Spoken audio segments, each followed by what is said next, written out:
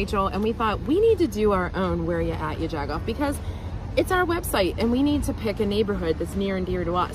I live in Ross Township, but I basically do everything in Westview. And Westview was a part of my growing up because every time there was a snow day, we were always at Aunt Elsie's house on Bronx Avenue to either learn how to play hockey or go tobogganing. John Chalkowski, do not foolproof this because I'm sure we'll make some mistakes. We're not as good as you. The first place we are is right here.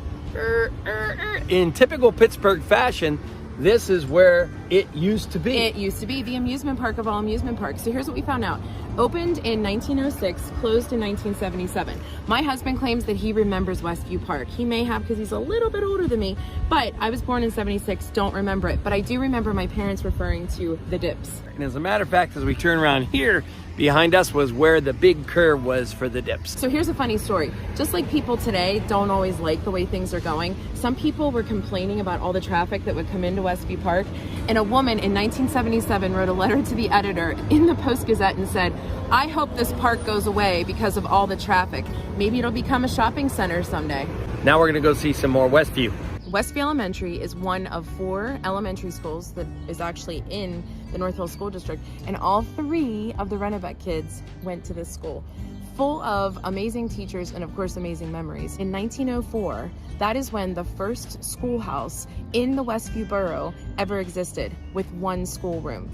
And there's an Isley's.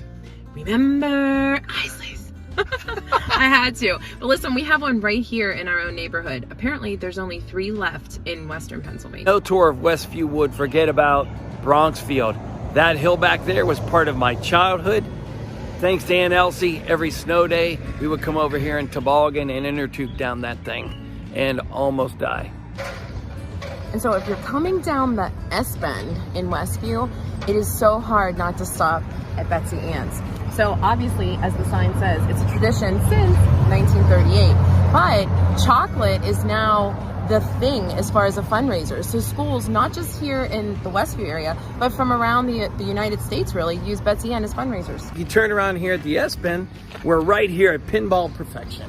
And this is known because around the world, it's the only building that has 3 entrances from 3 different roads.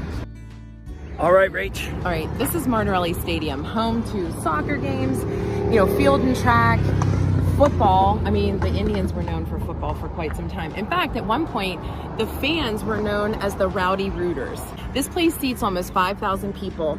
It's been home to band concerts, reasons just to convene and walk the track. There are 2 things we didn't answer. First one is, do you know why they call it Westview? I don't. Because the pioneers going along the Venango Trail, going north out of Pittsburgh, looked over to the west end, enjoyed the view.